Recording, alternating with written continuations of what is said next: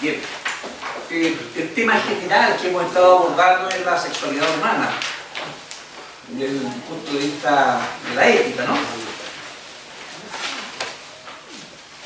Se puede abordar desde varios ámbitos, desde el punto de vista de la pastora. Hermano, ¿puedes cerrar la puerta?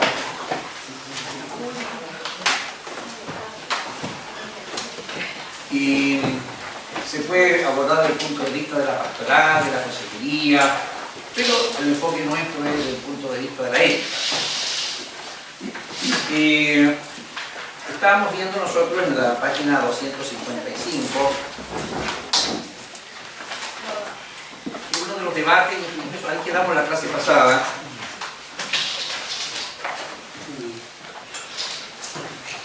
Uno de los debates es si esto tiene una causa genética o sencillamente una conducta aprendida o influencia del medio en que la persona crece. Los argumentos que están desde el punto de vista cristiano es que no es genético. Se han publicado algunos estudios y luego se han publicado otros estudios que desmienten esos estudios. Hay estudios que dicen que al parecer sí podría tener una causa genética y luego hay otros estudios que parecen demostrar lo contrario. No vamos a entrar en ese detalle. El tema es que las personas que sostienen que la homosexualidad tiene una causa genética, en el fondo se busca justificar más que tratar de remediar, porque muchas cosas en el organismo tienen causa genética y producen desórdenes y producen males o patologías. Y normalmente, ¿cuál es el enfoque de la ciencia? Es un enfoque así tan resignado, así la ciencia médica o psicológica dice: ah, bueno, esto es algo genético, no hagamos nada, dejemos que fluya. ¿Es esa la actitud o no? No, la actitud normal de la medicina es: bueno, ¿qué podemos hacer para ayudar? ¿Qué podemos hacer para curar? ¿Cómo remediamos? O sea, no hay una resignación fatalista, así, bueno, esto es genético, hay que dejarlo nomás. No, siempre se está buscando, aunque sea algo paliativo, para enfocar eso, que aunque tenga una causa genética, obviamente entendemos a la luz de que no está produciendo una conducta natural. Entonces, ¿qué podemos hacer para ayudar? Eso es lo general, pero cuando se trata del tema de la sexualidad y de la homosexualidad, no. La actitud es no hacer nada. Eso es una causa genética, es natural, dejemos que fluya, no lo estorbemos, incluso promovamos. Entonces, eso es lo que nos extraña a nosotros. No vamos a definir aquí ni en el momento para zanjar la cuestión de si es genético o no. Hay muchas cosas que tienen que ver con la causa de...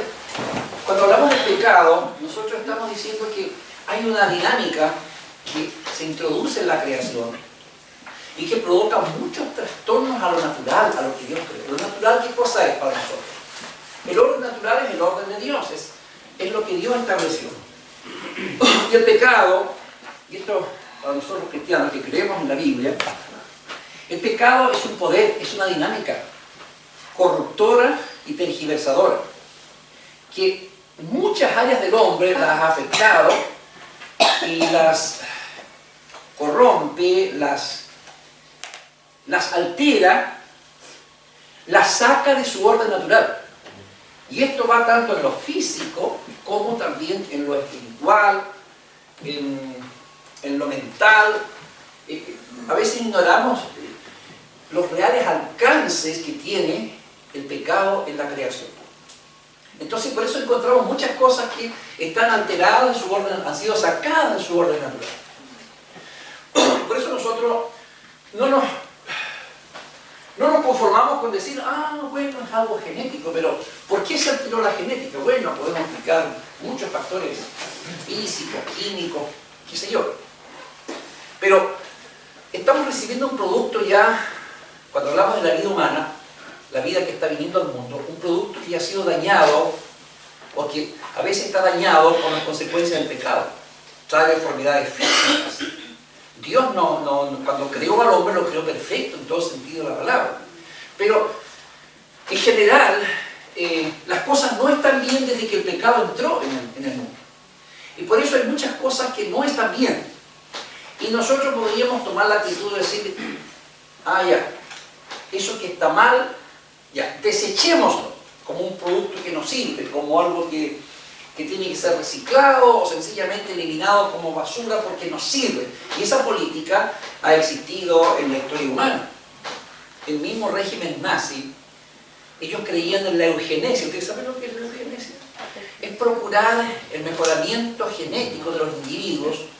Y aquí se trataba de... Bueno, es toda una teoría que ellos elaboraron. Y por ejemplo, las personas que venían físicamente deformes, la actitud era rechazarlas, recluirlas o tratar de eliminarlas. Bueno, atrocidades tremendas. Esa sería una actitud. Lo que ya nació mal trae un problema genético, físico, emocional, psicológico, había que desecharlo. Esa es una actitud. Nosotros decimos, no, esa actitud no la aceptamos. La otra actitud del otro extremo sería, hay que aceptarlo tal como vino el producto y sencillamente dejarlo que fluya así como vino. Y la tercera actitud es, ¿qué podemos hacer para ayudar? Y por eso es que nosotros decimos, como cristianos, ¿cómo ayudamos al minusválido, al impedido, al que trae una deformación física cuando viene al mundo? No lo vamos a desechar si vino con síndrome de Down, o si vino con deformidades físicas que le impiden andar y un montón de cosas. La actitud cristiana ha sido acoger, amar, ayudar, aceptar, procurar que se desarrolle lo más plenamente posible dentro de sus limitaciones. Esa ha sido la actitud cristiana, ¿sí o no? Amén. Por eso es que los consejeros cristianos aconsejan, por ejemplo, a esa mamá que dice, pero ¿por qué mi hijo nació con esta deformidad? ¿Por qué mi hijo empieza a vivir tormento? ¿Por qué mi Dios, en qué fallamos? ¿Por qué mi Dios nos castigó? Y este niño tiene demencia. Y yo conozco muchos casos así, que las personas están atormentadas, se culpan mutuamente. Yo recuerdo un caso de un matrimonio en que ellos estaban a punto de separarse porque se culpaban de algunas cosas, que tú no te cuidaste del embarazo. Y él le decía que tú con tu aventura y cuestiones, quizás qué problemas provocaste ahí y tus cochinadas, era insoportable cómo verlo, cómo ser recriminado mutuamente. Yo le dije, ustedes están desconcentrados, no están enfocándose correctamente. La cuestión es, ustedes tienen un hijo en esa y en esas condiciones. Ese es un hecho consumado. La cuestión es ahora, ¿qué hacen ustedes? ¿Cuál es el deseo de Dios para ustedes en relación a su hijo? Primero, es su hijo.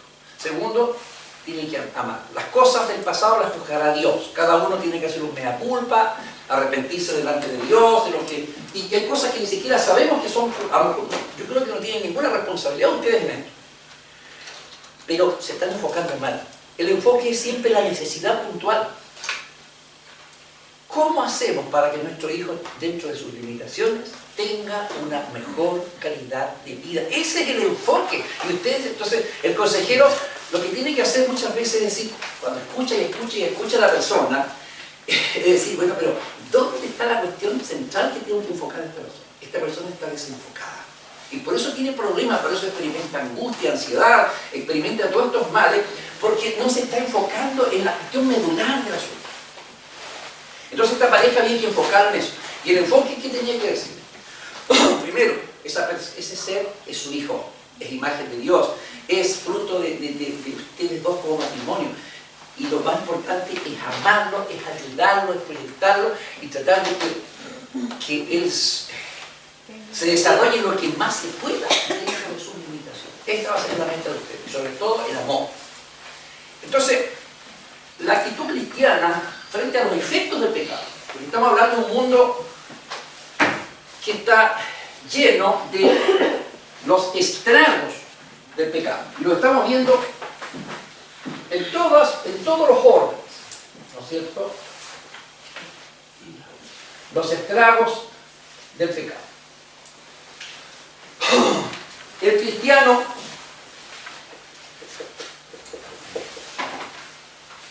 está aquí. ¿Qué hace frente a eso? Se lamenta. ¿Cómo se relaciona con todos los estragos que el pecado ha causado en la creación. Actitudes, dígame alguna de las actitudes que puede tener un ser humano, que se dice cristiano. Indiferencia, rechazo, vivir lamentándose, o actitudes cristianas positivas, interesarse, ver cómo procuramos remediar el dolor, el sufrimiento y los estragos que el pecado está produciendo en la creación. ¿Cómo ayudamos con los recursos que Dios nos ha dado? Entonces, las actitudes del cristiano deben ser actitudes cristianas, bíblicas. Los cristianos siempre han tenido, siguiendo la Biblia, la compasión, el amor, la misericordia, la aceptación, la empatía.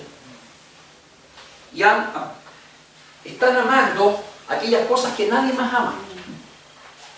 Han aprendido a amar siguiendo el ejemplo de Jesús, han aprendido a servir, a prestar servicio a aquellas cosas que nadie quiere, aquellas personas, situaciones, cosas donde nadie quiere servir.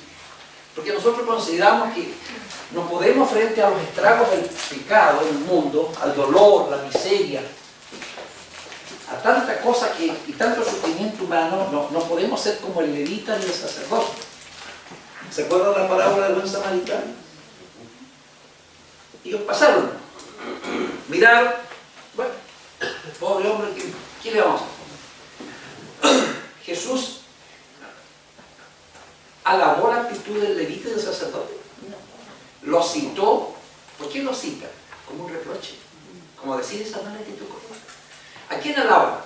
Al samaritano. Al samaritano.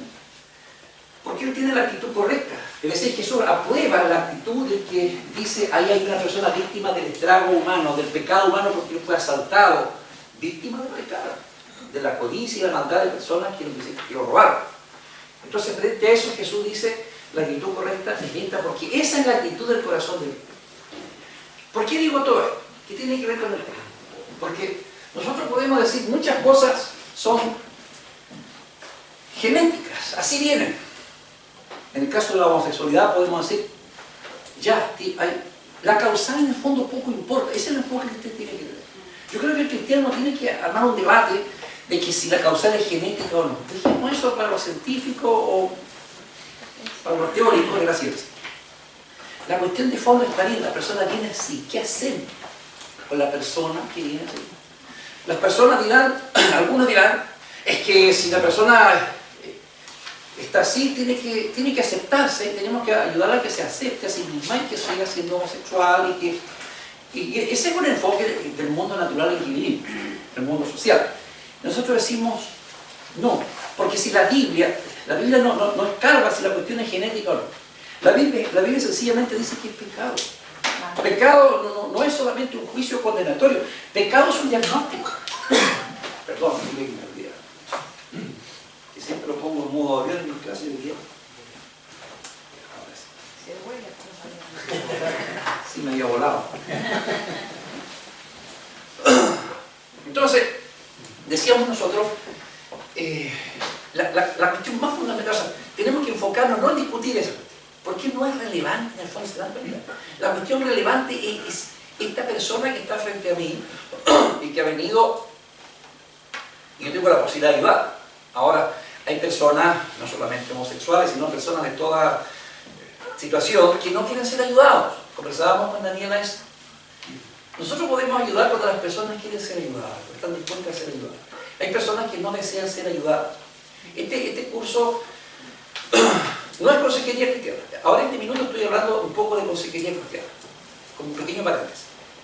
Porque no podemos tratar fríamente la ética como una cuestión de decir esto es bueno o malo. La ética no va mucho más allá. La ética tiene corazón. Tiene también el corazón de Dios. Entonces decía yo que cuando decimos esto es fruto del pecado o esto es pecado, no estamos emitiendo un juicio condenatorio, estamos haciendo una descripción del problema, estamos diciendo la causa del problema.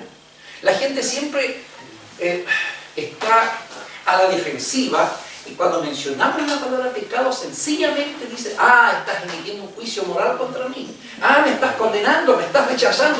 No. ¿Acaso el médico está rechazando a su paciente cuando dice, Señor, su problema es que usted tiene cáncer? ¿Es un juicio moral? No está, le está describiendo la causa del problema. Entonces nosotros también siempre cuando usamos, porque una definición de pecado bíblica, ¿cuál es? Ah, maldad, corrupción, degenerado. No. Pecado sencillamente quiere decir todo aquello que está fuera del orden natural de Dios.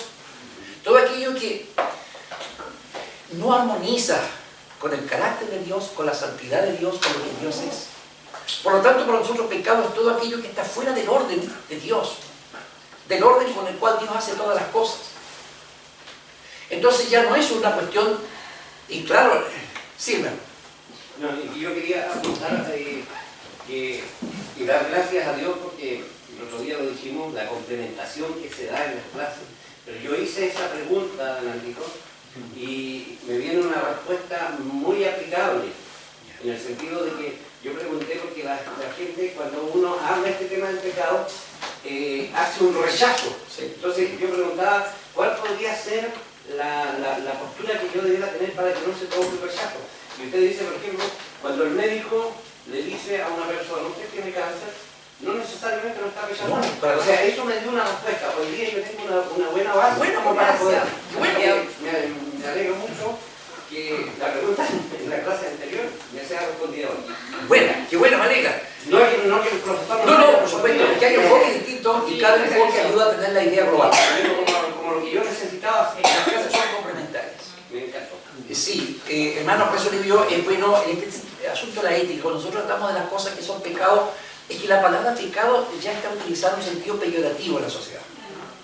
Como algo negativo, como un juicio moral, claro, lo es desde el punto de vista de Dios, obviamente Dios tiene un juicio sobre el pecado, pero cuando nosotros estamos diciendo, estos son los estragos del pecado, estamos diciendo, por ejemplo, si yo digo, voy al centro de Concepción y donde pasó la tromba, el tornado, y enfoco con las cámaras y digo, aquí están las consecuencias, ¿qué provoca todo esto? El tornado que pasó. Yo estoy emitiendo un juicio moral, estoy culpando al tornado, no, estoy describiendo objetivamente la causal del desorden. Cuando nosotros invocamos la palabra pecado, estamos hablando de una dinámica corruptora, tergiversadora, destructiva, que está dañando y que ha dañado toda la creación y que ha afectado al hombre en lo físico, en lo moral, en lo espiritual, en todo. Entonces estamos hablando de la causa. Dios juzga el pecado, yo no. Yo sencillamente declaro que la Biblia dice que esto que está viviendo, que esto que estamos viendo es causa y son estragos del pecado. Entonces nosotros cristianos no estamos tan enfocados en emitir un juicio, sino en sanar, en decir cuál es el remedio. Si quizás los cristianos a veces utilizan la palabra pecado con una actitud muy condenatoria, así como quieren ser todos Juan el Bautista, generación de víboras. Pero ese era él nomás. sí, él está hablando a personas caracterizadas por suma hipocresía, por fariseos.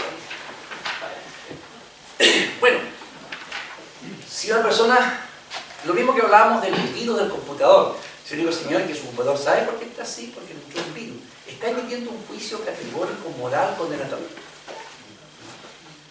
¿Se podría enojar la persona porque él utilizó la palabra virus? No, no podría enojarse. Ahora, yo quiero ayudarlo. Déjeme su computador para que yo lo formatee. El médico que dice, mira, usted tiene un cáncer, y se concentra todas las entrevistas y las sesiones médicas, se concentra en el cáncer y le da al paciente una charla sobre las causales. ¿Qué le va a decir al paciente? Le va a decir, doctor, estoy perdiendo mucho tiempo escuchando algo que no me interesa. ¿Quién provocó el cáncer? Es irrelevante a estas alturas del proceso. ¿Quién puede hacer la ciencia médica para ayudarme? ¿Para hacer algo paliativo? No sé. ¿Hay cirugía? Eso me interesa. Entonces, nosotros no estamos tan interesados en decir a la persona que es pecado, que es pecado, que es pecado, solamente hablar de eso, sino decir, bueno, pero ¿cómo ayudamos aquí a un efecto que ha producido el pecado? Y ahí es cuando nosotros, la pastoral, la consejería, los cristianos decimos, esto es lo que Dios quiere hacer para ayudar. Ahora, en el caso de la homosexualidad decíamos, nosotros los cristianos no estamos emitiendo un juicio condenatorio cuando decimos que es pecado, no. Estamos diciendo que la causal de fondo de todos estos desórdenes físicos, mentales y espirituales tienen que ver con la dinámica del pecado y la presencia del pecado en el mundo. Y por eso Dios dice, eso es pecado, porque va contra el orden de Dios, sencillamente eso. Y eso no nos autoriza en una actitud de rechazo. Sería absurdo que el médico diga, así que tienen cáncer. Ya, no va a ser malo. Diríamos, ese médico no tiene un corazón de médico. Lo mismo nosotros decimos, está bien, lo que tú estás viviendo, sea lo que sea, es producto del pecado, pero Jesús dice que Él vino a los que tienen este problema, vino a los pecadores, no vino a los sanos, Él como médico, sino que vino a los que estaban enfermos.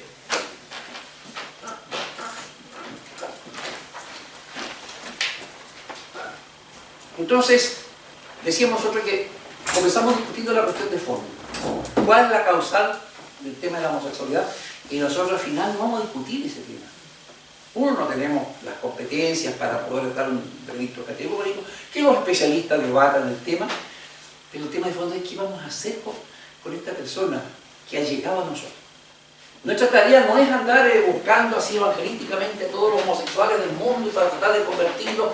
No, pero Dios va a poner en nuestro camino. ¿Sí? Estas clases, todo esto, no es para que emprendamos así una aventura como el llanero solitario buscando entrar los problemas del mundo, sino que cuando llegue a nosotros, cuando nos encontremos frente a esto, tengamos la actitud adecuada, tengamos el concepto adecuado y bíblico de la situación. Y sobre todo tengamos la actitud adecuada. ¿Cuál es la actitud adecuada? El amor, la compasión, la aceptación. Respecto a la aceptación, nosotros hacemos una diferencia. Para nosotros los cristianos, frente al tema del pecado, nosotros hablamos de lo que se llama la aceptación. Es una actitud cristiana, pero tenemos que diferenciar. En el caso, por ejemplo, del pecador,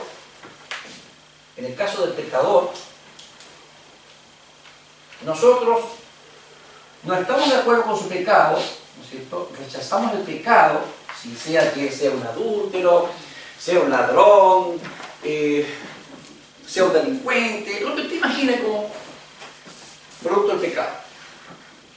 Nosotros tampoco estamos emitiendo una condena sobre él, porque la condena le corresponde a Dios y eso tiene su tiempo. Pero sí estamos diciéndole, nosotros no estamos de acuerdo con el pecado.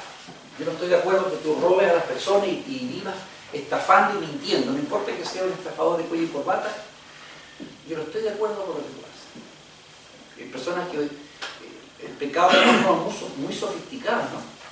Y socialmente así muy de nivel. Hay pecados que son hechos por nivel social. Es el pecado. Entonces yo digo, cualquiera sea el pecado, eso está mal porque va contra la santidad de Dios y está en contra de Dios. Yo rechazo el pecado, pero debo aceptar al pecador. Al pecador. Rechazo el pecado, pero acepto al pecador como persona. ¿La actitud cuál es? ¿Cuál es el modelo? Es Dios. Dios ama al pecador, pero no ama su pecado y dice, ok, yo sé lo que tengo que hacer contigo si estás dispuesto a que yo lo haga, dice Dios. El cristiano, en el nombre de Dios, le dice a la persona, eso está malo, tu pecado de que tú eres un golpeador, un castigador de tu esposa y de tu hijo, es pecado. Pero si tú quieres ser ayudado, Dios está dispuesto a ayudarte con tu pecado. Tu adicción, distintos tipos de adicciones, de la droga hasta el tabaquismo, lo que sea. Esa adicción es producto del pecado, que te quiere esclavizar, porque el pecado es esclavizante, así que no puede ser esto de Dios. Pero estamos dispuestos como cristianos a ayudar. Entonces estoy tratando de que pensemos como cristianos en el tema de la ética frente a lo que son los estragos del pecado. Y en el caso particular de la homosexualidad, el gran problema es que los cristianos tienen, lo mismo le pasa quizás con una prostituta, con, no sé, con cualquier tipo de pecado social en que la persona tiene a priori una actitud de rechazo. Profesor, Y eso dificulta ayudar a las personas. Sí, varón. yo puedo entender de cierto punto que nosotros como cristianos tenemos que presentarnos de esta forma de aceptar a la persona que, como persona, ¿cierto? Sí. Sin hacer el juicio valórico ni moral sobre ella ante su condición como pecador o ante sus actitudes como pecador. ¿Ya? Pero me hace resuena mucho eso que acaba de decir de que Dios ama al pecador y no al pecado, porque anteriormente nos han enseñado y también hemos buscado por otros lados también que cualquier persona que está en iniquidad, Dios simplemente la aborrece. Entonces, por ningún punto Dios podría amar a la persona que está en iniquidad porque está totalmente separada de Dios. Entonces se contradice con algo que se mencionó en la clase anterior, que era una frase aprendida por Gandhi. ¿Gandhi? ¿Qué dijo Gandhi? Gandhi decía, Dios ama al pecador, pero no al pecado. Entonces, que no es una frase bíblica, y lo tengo entendido así también porque yo también he buscado, Sí. porque aquella persona que está metida en el pecado, ¿cierto? Jesús dice, si verdaderamente me amas, van a ser mis mandamientos, ¿cierto? Entonces esto significa que si aquel que no ama a Jesucristo, no va a hacer su mandamiento, corta de raíz de que la persona no está en Cristo y de verdad no hay amor hacia esa persona. ¿A quién le dice Cristo eso? ¿Le dice al pecador común o a los discípulos que conocen la verdad? A sus discípulos, Sí, pero eso ya establece una categoría diferente. Quiero sacar un principio también, porque en Sí. el versículo podemos sacar un principio que es grande, fuerte, y después podemos sacar otros aspectos también aplicables.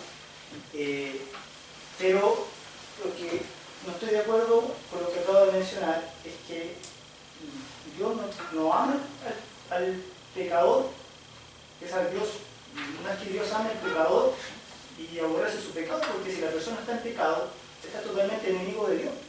Sí, enemigo sí, pero no te olvides que ¿en qué se manifiesta el amor de Dios? En la actitud permanente salvadora de Dios a la persona. Es decir, Dios siempre va a estar rechazando su conducta y lo que está haciendo Él. Sin duda, el rechazo hacia Él no es hacia Él como persona, como imagen de Dios y ser, sino a su conducta. Dios aborrece su conducta, aborrece su iniquidad, aborrece la iniquidad.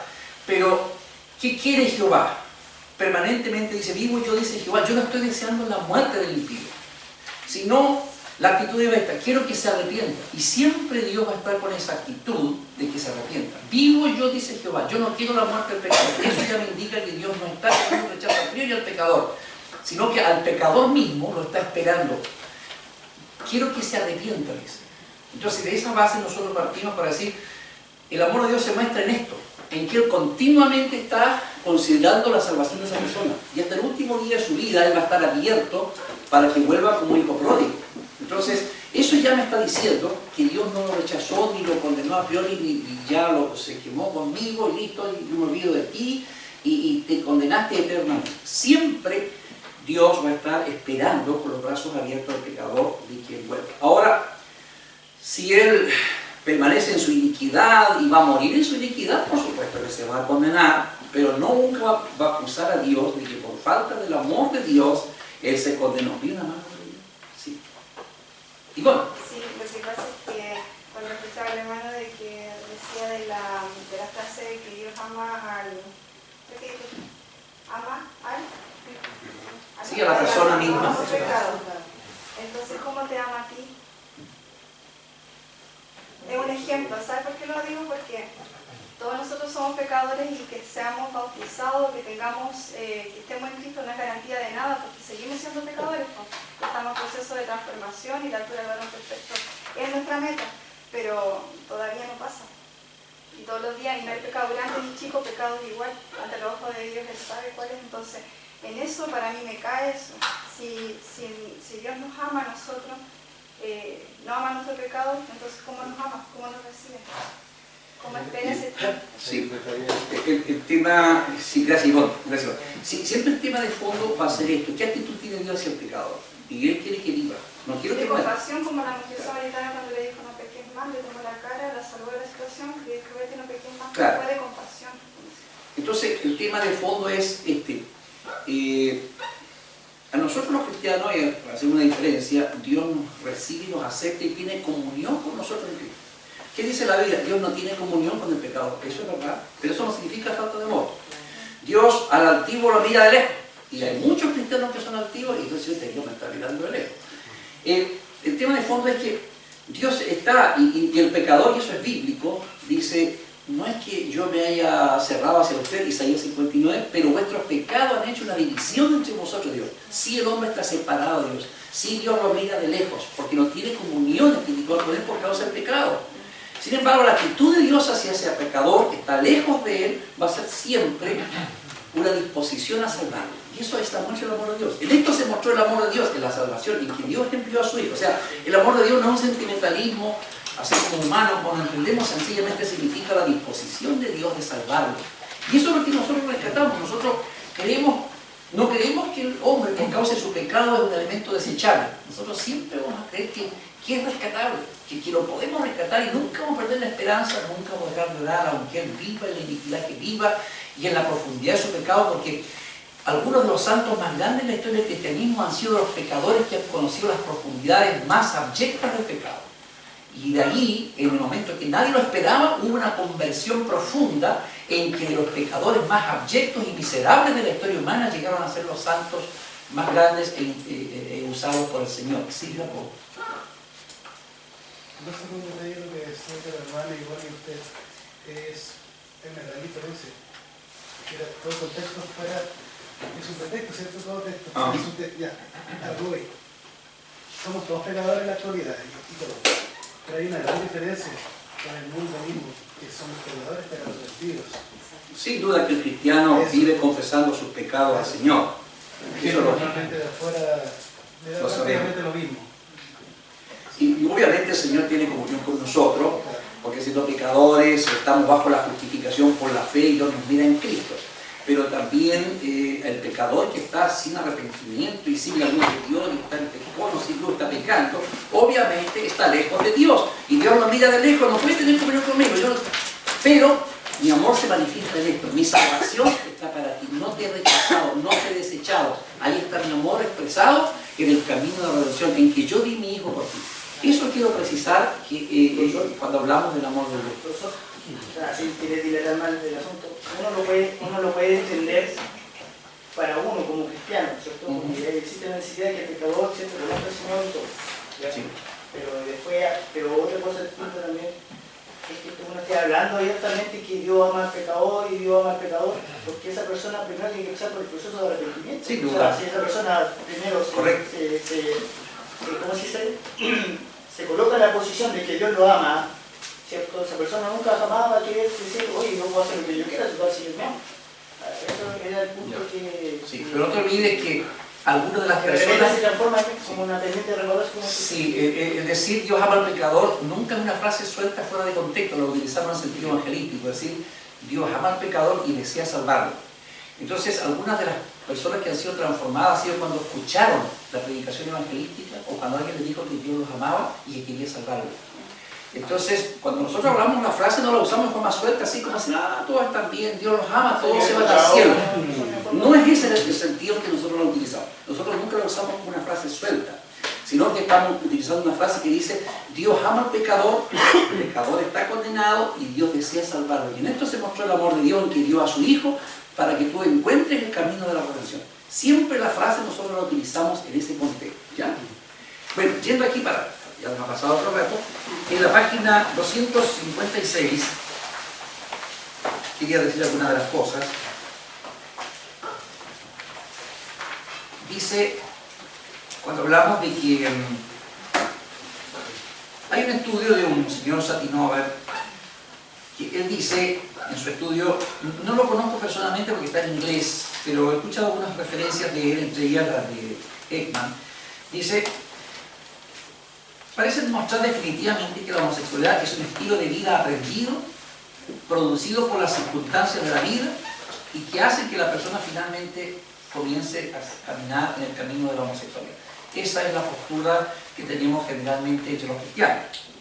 Pero dice, esta no es una posición muy popular hoy en día, especialmente en muchas universidades y entre los miembros de la Asociación Americana de Psiquiatría, La Asociación Americana de Psiquiatría por muchos años vio la homosexualidad como una patología y por lo tanto se necesitaba cura. O sea, los psicólogos más antiguos fueron formados así. Pero producto de los tiempos, no porque hubo cambios de investigación científica, esto es lo preocupante, sino por una cuestión de tener una política o por las cosas políticamente correctas. ¿Se acuerdan que hablamos en la clase pasada que el mundo no se mueve por conclusiones científicas muchas veces, sino también por aquellas cosas que se consideran políticamente correctas? Hay cosas que producto de ideas que se hacen populares, porque una idea, un grupo la pone en boga y la masifica, finalmente terminan los gobiernos y los legisladores cediendo ante esa idea. Y entre esas personas, entre esas instituciones que se dieron, está la Asociación Americana de Psiquiatría y muchas asociaciones en el mundo, sobre todo el mundo occidental, llegaron a la conclusión que no era una patología, y cambiaron su posición, no debido a la ciencia, sino a lo que es políticamente correcto. Hace días atrás escuchaba un noticiario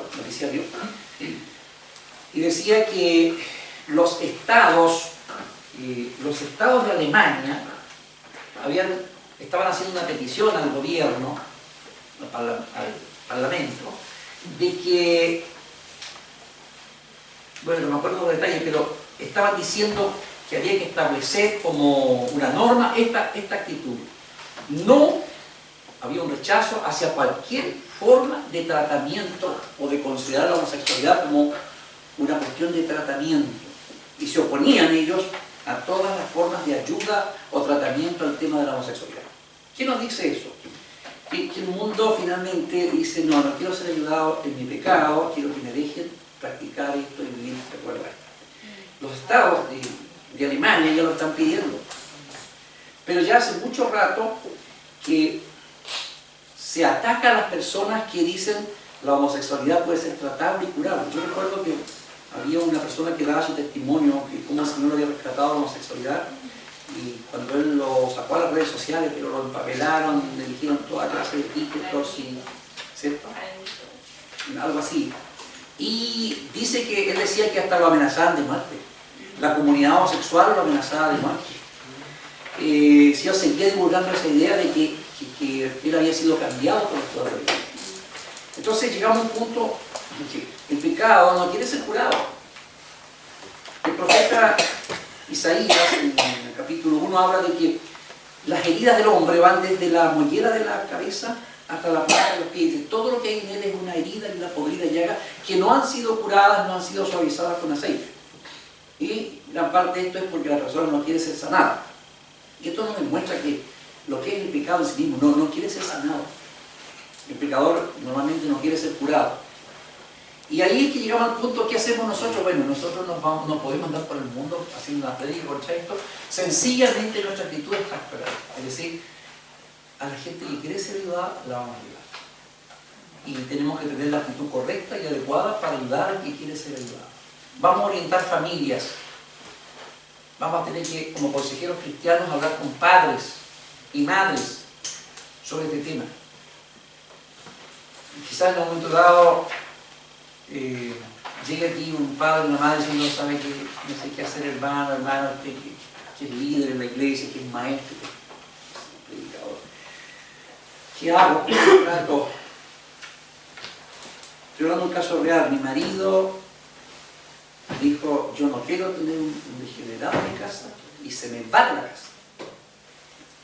Y yo, es mi hijo. Pero tampoco quiero tener conflicto con mi marido. ¿Qué hago? Yo estoy hablando de esa problemática cuando hablamos de los consejeros cristianos. ¿Qué aconsejamos? ¿Qué decimos? Y aquí va al punto que el cristiano enseña. Quizás no le vamos a solucionar el problema del hijo homosexual, pero vamos a enseñar a esa familia cómo tratar el caso. ¿Qué actitudes deben tener ellos como cristianos? ¿Cuáles son las actitudes cristianas que recomendaría Cristo que tengan hacia cualquier pecador de la familia? Porque la homosexualidad es un pecado, pero no es el único pecado, ni es el peor de todos. Digamos las cosas como son. Entonces, hay una larga lista de pecados que son abominación delante del Señor. Entonces, el tema es, ¿cuál es la actitud de una familia cristiana frente al peor pecador miembro de su familia? Esa es la cuestión de fondo. Entonces aquí nos encontramos con personas que sinceramente no quieren ser ayudadas, pero también hay algunos que quieren ser ayudados. Más abajo, la conclusión dice: el libro de Satinover es una denuncia de la motivación de ser políticamente aceptable, la actitud de que las cosas sean políticamente aceptables, que está moviendo a muchas organizaciones profesionales, incluso que está moviendo al movimiento homosexual. Buscan la legitimidad y manipulan la evidencia y la investigación de tal manera que lo logren. Otros investigadores serios todavía sostienen que la genética tiene algún rol en la causa de la homosexualidad. Esto quiero que lo subrayen lo que viene a continuación. Hay un punto importante que debemos recordar. Aunque hubiera un rol de la genética en causar la homosexualidad, la Biblia todavía la condena. Y el poder de Dios es dos cosas. Es pecado, porque la Biblia lo dice, y la Biblia también dice que el poder de Dios es suficiente para superarlo, sea la que sea la causa. No porque algo sea producto de un desorden genético, significa que Dios lo aprueba, lo quiera, sino nos guiamos por lo que la Biblia dice. Lo que la Biblia condena, nosotros lo rechazamos, pero creemos en el poder de Dios también para superar muchas de estas cosas.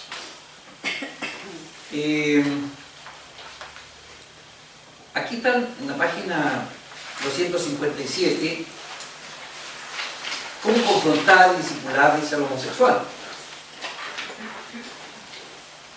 El autor en la página 258 arriba dice: basado en el equilibrio, quisiera sugerir varios puntos de acción para enfrentar la realidad homosexual en nuestra cultura. Ahí están los puntos. El 1. Daniela, ¿puedes ayudarme a leer? Recuerden que para la cultura homosexual los evangélicos somos el enemigo, ya que la Biblia habla tan claramente sobre este tema y los evangélicos reflejan esta verdad. No hay lugar para acomodos o discusión. La paciencia, el amor y la compasión son necesarios al desarrollar relaciones. Subrayen eso. La paciencia, el amor y la compasión son necesarios al desarrollar relaciones. Estos son principios para tratar cualquier forma de pecado que se considera socialmente condenable. Es decir, este principio de la paciencia, el amor y la compasión, puede aplicarlo a una persona que está luchando por la drogadicción, con el alcohol, o cualquier forma de pecado esclavizante. Es complejo, sí, porque, bueno, en mi iglesia a veces llega a gente que está con el tema del alcoholismo, y se le ha tratado de ayudar de mil maneras. Se ha tratado de distintos líderes tratar de apoyar de distintas maneras. Se le ha discipulado, ya se ha convertido, ya es como que no se hubiese convertido nunca, porque Recaen. sí, y después vienen con vergüenza, con culpa, con muchas cosas, y vuelven como a otra vez al inicio, y así van pasando los años y siguen en lo mismo. Y Hay entonces personas, la paciencia Sí. igual le cuesta. O sea, yo creo que la actitud nunca debe perderse, la actitud de amor y de compasión de las personas. Seguimos orando por ahí. A veces llega un punto en que la iglesia hace todo lo humanamente posible para ayudar al adicto a cualquier tipo de adicción, a cualquier tipo de cosa que lo tiene esclavo. Y claro, nosotros hace creer, bueno, se convirtió al Señor, ya eso es todo. Pero sí hay personas que en un momento de conversión dejan el alcoholismo, dejan cualquier cosa.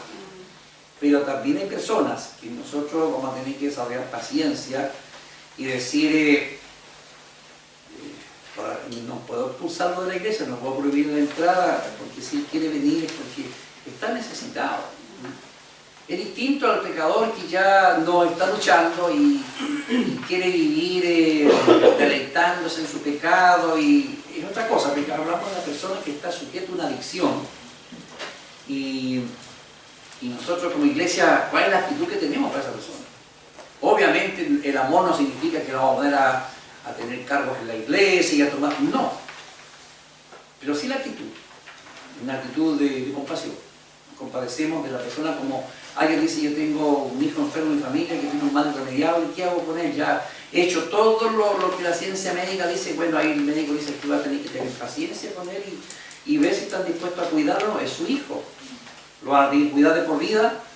Sí, nosotros creíamos que después de este tratamiento iba a poder caminar solo y ahora resulta que no puede caminar solo, que andar un sueño cargado. ¿Qué pasa? ¿Lo vamos a tener que andar trayendo, movilizando cargado y en silla de ruedas toda la vida? Bueno, esa respuesta la tiene solo la familia. En la familia de Dios vienen personas que vamos a tener que sobrellevarlas muchas veces. No vamos a poder echarlos de la iglesia, cerrar la puerta. Igual son hijos de Dios, igual han experimentado el perdón de Dios, pero no han podido ser libres por alguna razón que no podemos explicar. Podemos culparlos, que tú no te has entregado a todo el Señor, y así podemos dar muchas razones evangélicas y canutas que damos siempre. Pero eso, en el fondo, solo Dios sabe. ¿Qué está pasando? ¿Por qué no puede ser libre de una cuestión compleja que normalmente nosotros no es fácil que demos la razón de por qué no es libre? ¿Por qué si él ha hecho todo lo que la iglesia decía? La persona dice, pero yo he hecho todo lo que la Biblia dice y no puedo ser libre. Y ahí tenemos varias opciones. Condenarlo, no sé, pues hay algo en ti que está mal, pues, hay alguna actitud indebida en ti, no sé, y ahí lo dejamos. Ese es un simplismo. Hay cosas que pastoralmente no hay respuesta. Pero es válido la actitud de compasión, de paciencia. Hermano, ¿puedes leer el punto número 2?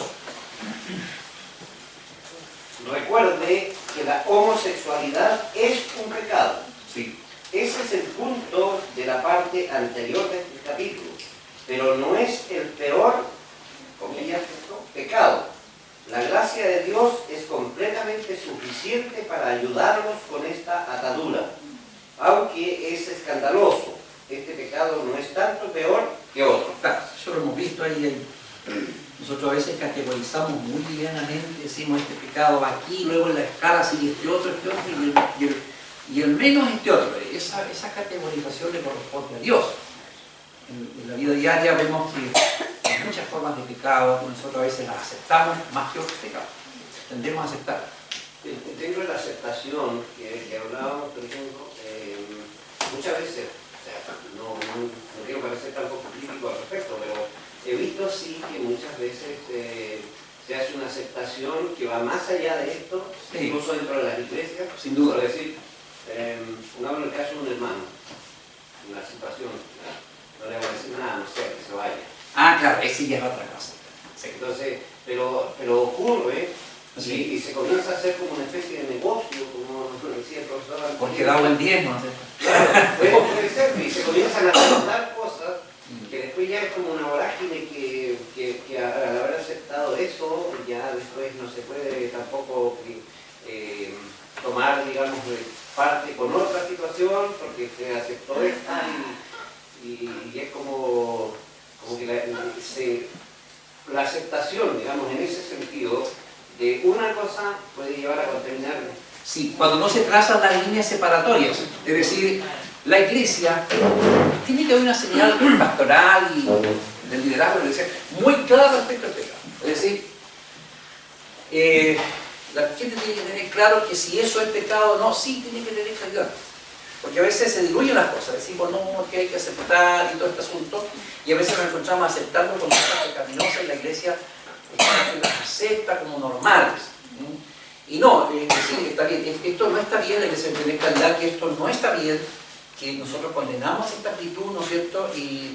Pero nosotros, es pecado el alcohol, es pecado el adulterio y una serie de cosas, ¿no es cierto? Y que dos personas se pongan a convivir ahí, que siendo cristianos con conocimiento de la verdad sigan pecando ahí como convivientes, por decirle algo. Si no hay una señal clara de la iglesia respecto a ese tema, va a haber confusión. Pero cuando las cosas han sido bien enseñadas en principio, todos estos temas de la sexualidad humana están enseñados bíblicamente, la iglesia no va a tener esa confusión. Esa confusión se produce por la falta de enseñanza respecto a estos temas. Pero cuando establecemos bien claramente las líneas demarcatorias, la gente sabe lo que es pecado y lo que no es. Discierne entre el bien y el mal, y sabe que la actitud de amor y de compasión con la cual estamos ayudando al pecador no significa que nosotros no consideramos que lo que él vive es pecado. ¿Me entiendes? Eso pasa por la enseñanza que hay dentro de la iglesia, en estos temas. Muy bien. El siguiente, hermana Mónica, ¿puede seguir con el siguiente punto? A ver si estaba atenta a la jugada. El amor incondicional. Sí. El amor incondicional es un requisito absoluto en el ministerio cuando estamos realizados en nuestro ministerio. Ya, eso subraya el amor incondicional, es un requisito para los que están ayudando a las personas. Sí. La compasión, la empatía, la paciencia y el compromiso sobre largo tiempo son requisitos necesarios. Ya podríamos decir, siempre son requisitos necesarios. ¿Seguimos? Sí.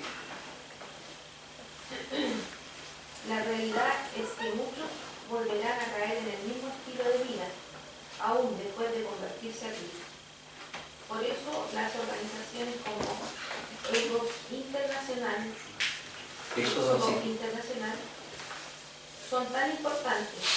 Un grupo de apoyo para animar y para pedir que se rinda cuentas es clave para el ministerio de esta organización.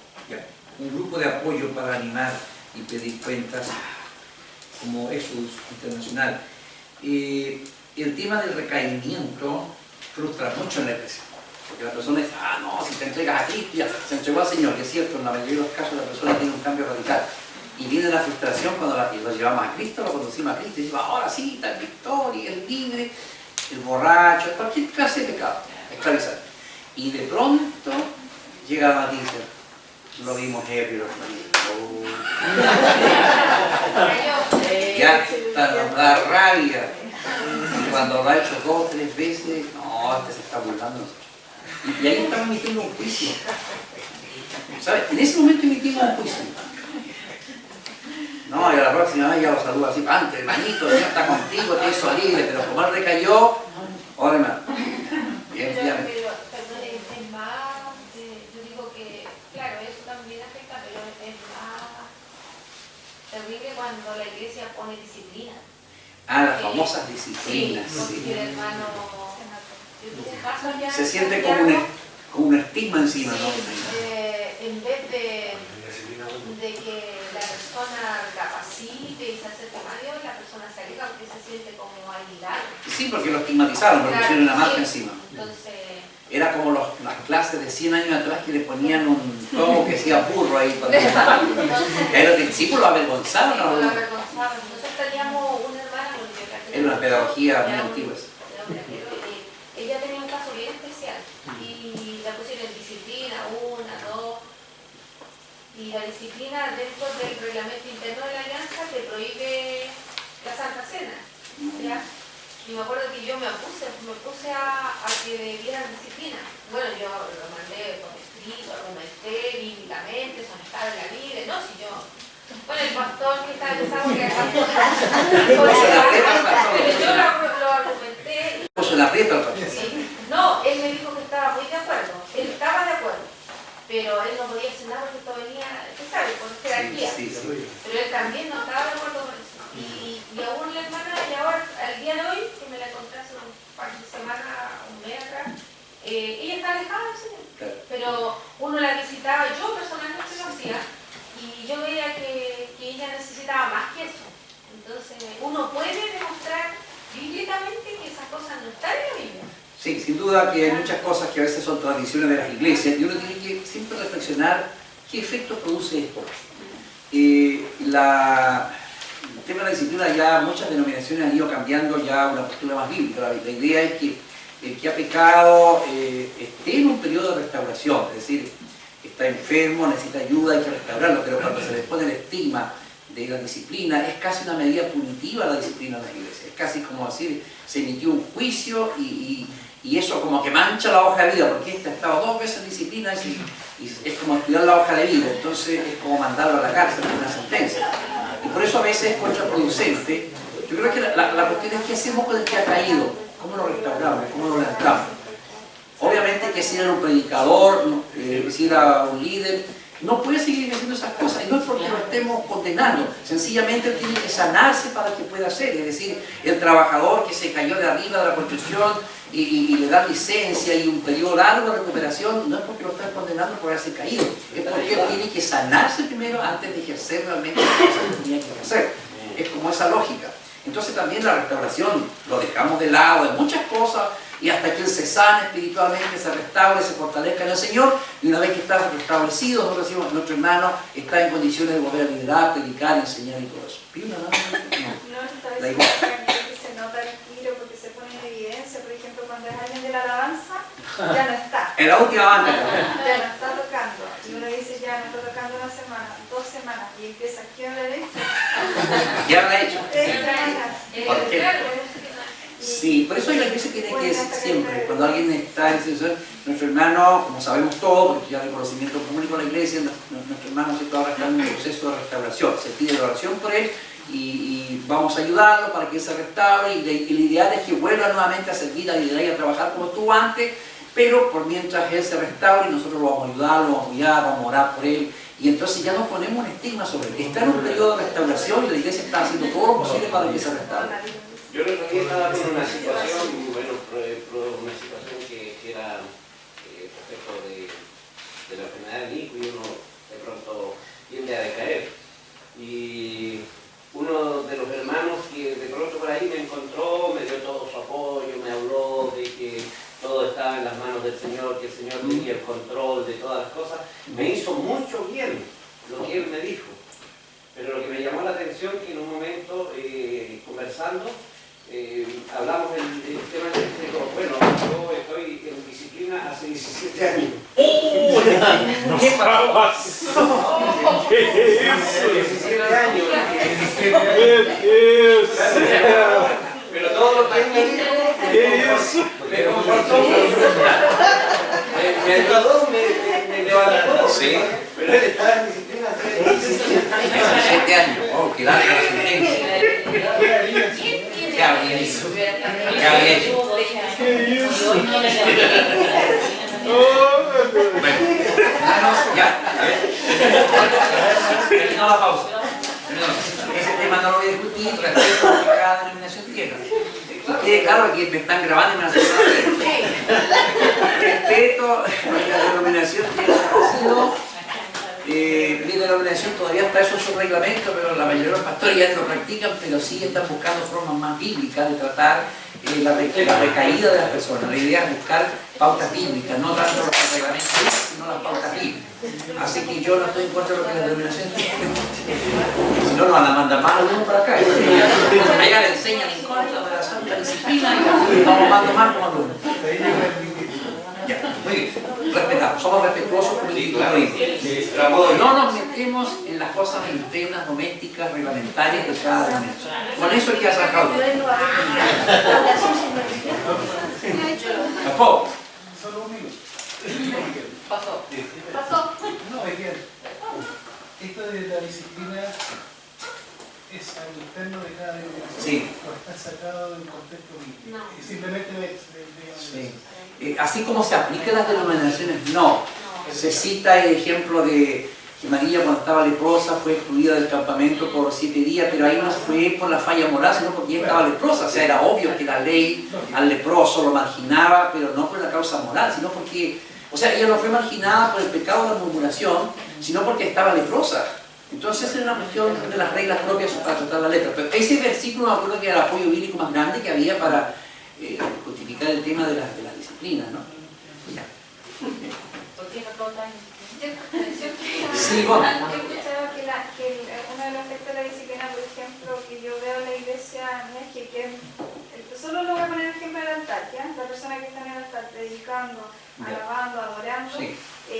tiene que estar alineado en comunión con Dios. Entonces, Sí. si obviamente se cayó en algo que sabemos, porque nosotros tenemos más cara que los que no saben, Sin duda. en algo, así como nosotros hacemos las cosas, quedan. Entonces la idea de la plataforma del altar, todo lo que usted hace sobre Todo el lo altar, visible, sí. se entrega a la comunidad. Entonces espiritualmente también, si la persona está mal, va a entregar eso que está mal. Por eso es una de las razones por las cuales Se le saca del se le saca liderazgo. que- Sí, en eso estamos de acuerdo. Estamos en acuerdo de que el testimonio de la iglesia también, el testimonio de la fe, del evangelio más que del el testimonio del evangelio lo salvaguardamos porque no es buen prestigio que esa persona, no es cierto, esté enseñando, predicando y liderando cuando él ha cometido una falta moral o ha caído en algo. Eso es una razón de la disciplina, pero no necesariamente la disciplina salvaguarda el testimonio. Sencillamente nosotros es como, ¿qué prestigio va a traer a la empresa que, no es cierto, tengo al trabajador, al operario ahí con muleta trabajando? No le hace bien, es mejor que se sane, ¿no es cierto? Es mejor que pase su herida y se sane y después vuelva y demuestre que está apto para trabajar. Entonces lo mismo es, el Señor, creo que la iglesia también debe, esas personas, dejar que se sanen, que vivan un proceso de sanidad, de restauración, de levantamiento, y cuando esté ya sano y recuperado, que vuelva al trabajo de la obra. Claro que algunos son bien cataduras porque dicen, ya, yo quiero que me restauren todos mis cargos que yo tenía. Eso es falta de humildad. Entienden que ahí yo estoy dispuesto a servir lo que sea. Si ya me siento bien, el Señor verá en qué me hace trabajar. Bien, me quedan 5 minutos. Terminemos de leer.